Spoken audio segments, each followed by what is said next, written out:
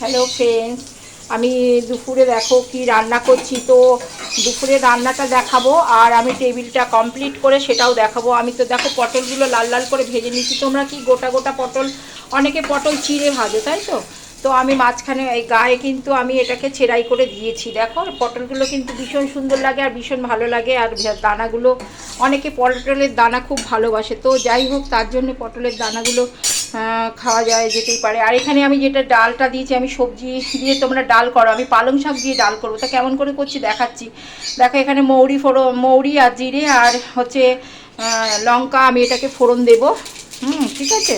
তো আর এটা হচ্ছে কাঁচা লঙ্কা আর আদা, জিরে আর নুন মিষ্টি, এটা আমি দেবো। আর যেটা দিচ্ছি দেখো, লঙ্কাটা আমি একদম পুরো লাল লাল হয়ে আসবে তখন আমি আর কি ডালটা দেবো। ডালটাকে আমি এখানে সব কিছু দিয়ে সেদ্ধ করে রেখেছি। সব কুচি বলতে একটু নুন দিয়েছি আর দিয়ে হলুদ দিয়েছি। হলুদটা পরে দিলে গন্ধ লাগবে, কারণ সাঁতলানোর পরে তো এ হয় না। আর একটু আলু দিয়েছি কুচিয়ে।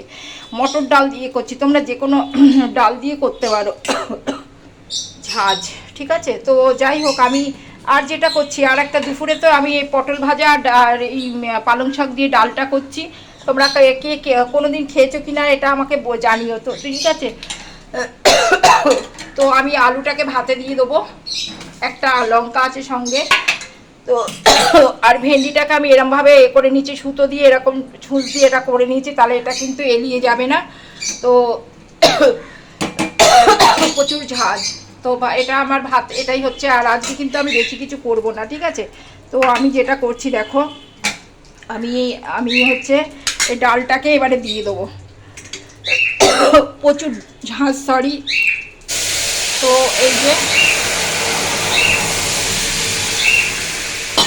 ডালটা ভীষণ সুন্দর লাগে, এই ডালটা দিয়ে ভাত রুটি, যারা ভাত রুটি তো এখন সবাই কম খায়, তো ডাল এই এক বাটি ডাল দিয়ে ব্যাস একদম কমপ্লিট হয়ে যাবে। আর এই এইটা আদা জিরে আর নুন মিষ্টিটা একটু বেশি দেবে, কারণ মিষ্টি একটুখানি মিষ্টি না দিলে আর যাদের সুগার আছে তারাই স্কিপ করে যাবে, ঠিক আছে। তো এটাই হচ্ছে আমার আর টমেটো দিইনি, টমেটো দিলে না স্বাদটা নষ্ট হয়ে যাবে।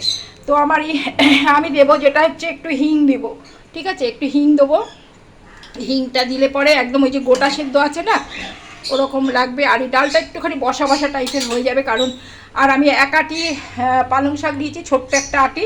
আর 100 মটর ডাল আমি নিয়েছি, যে কোনো 100 ডাল দিয়ে এক আটি ডালে এই এক আটি এতে হয়ে যাবে। সরি, খুব ঝাঁঝ, ঠিক আছে। তো আমার এইটুখানি ভিডিও আমি এটা রাখলাম। তো আজকের ওয়েদারটা দেখো, ওয়েদারটা তো একদমই ভালো না। আমি আগে গুড মর্নিংয়ের সঙ্গে ওয়েদারটা দেখাতাম। তো আমার ডালটা দেখো এরকম হচ্ছে, এই পালং শাক দিয়ে মটর ডাল ভীষণ সুন্দর হয়। আমরা এরকম, আমি শাক দিয়ে এরকম ডাল করি, আমি ভিন্ন স্বাদের। আর মৌরি আর জিরেটা যখন শুকনো লঙ্কা ফোড়ন দিয়েছি, আর তোমার হচ্ছে ডালটা আর পালং শাকটা আলুটা যখন সেদ্ধ করেছি তখন একটুখানি নুন দিয়ে দিয়েছি, দিয়ে আর হলুদ দিয়ে দিয়েছি, আর তোমার হচ্ছে তেজপাতা দিয়ে দিয়েছি একটা, ঠিক আছে। তাহলে এটার খুব সেন্ট ভালো হবে। তো বাই বন্ধুরা, এটাই আমার রান্নার আজকে আর টেবিলটা তো শেয়ার করেই দেবো। Bye bye.